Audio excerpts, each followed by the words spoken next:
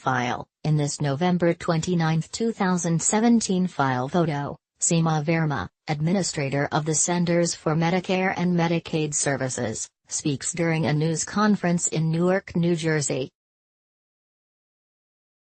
A federal judge has slowed the Trump administration's drive to win poor people from government benefits by making them work, District Judge James E. Boasberg has framed a fundamental question: are poverty programs meant to show tough love, or to help the needy?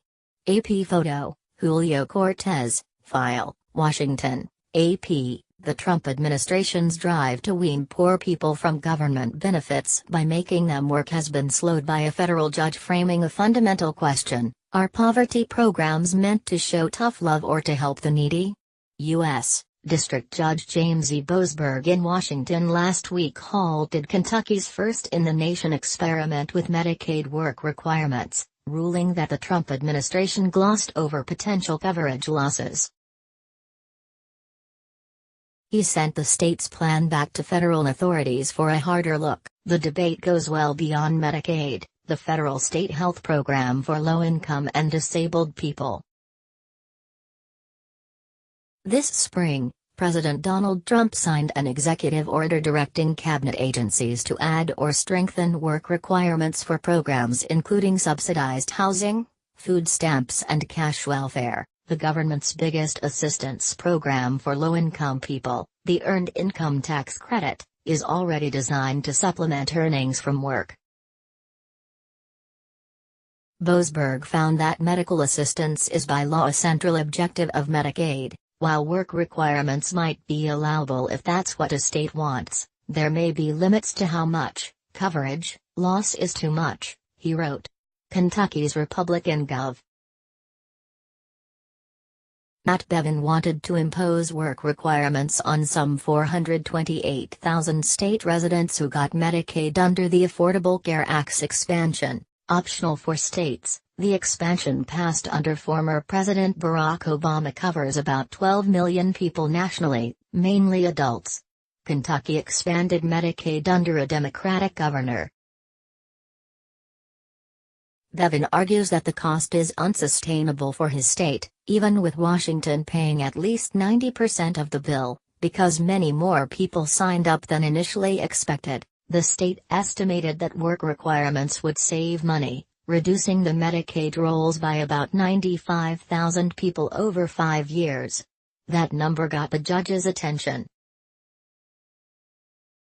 Boasberg ruled that the Federal Health and Human Services Department didn't dig deeply enough into the potential coverage losses. The department paid no attention to that deprivation, he wrote, and this oversight is glaring, amounting to rubber stamping the state's request.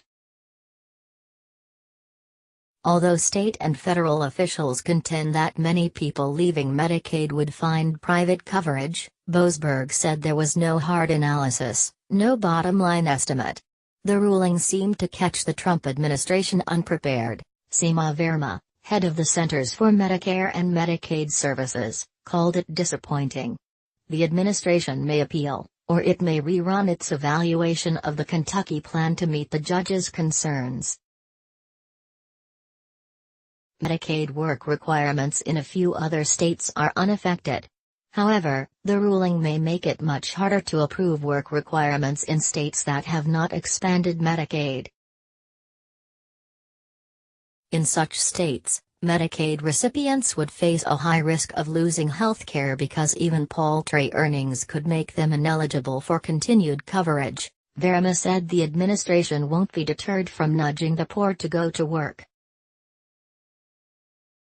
We will continue to support innovative, state-driven policies that are designed to advance the objectives of the Medicaid program by improving health outcomes for thousands of low-income Americans, she said in a statement. Work improves health, the administration argues.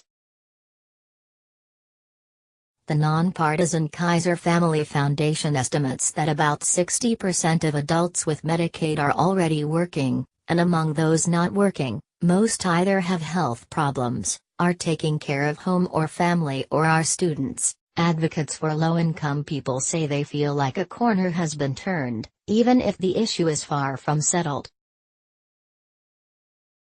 What's particularly significant is that the judge basically said you have to look at the purpose of Medicaid, which is to provide coverage, said Judy Solomon of the nonprofit Center on Budget and Policy Priorities. Work requirements were outside the core objectives of the Medicaid program, and he basically said you can't ignore the core objectives. Others point out that the judge stopped short of deciding the merits of the case, focusing instead on problems with the process that HHS followed in approving Kentucky's request. Matt Solo, executive director of the nonpartisan National Association of Medicaid Directors, said work requirements may serve the purposes of Medicaid in some states, particularly if that helps convince conservative lawmakers to expand coverage to more uninsured people. There's a broader issue at play here about maintaining political support and the sustainability of the program, said Solo.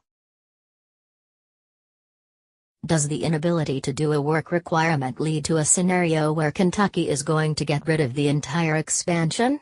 So far that hasn't happened, but Bevin did cut Medicaid dental and vision coverage in response to the judge's ruling. The case is Stewart versus Azar.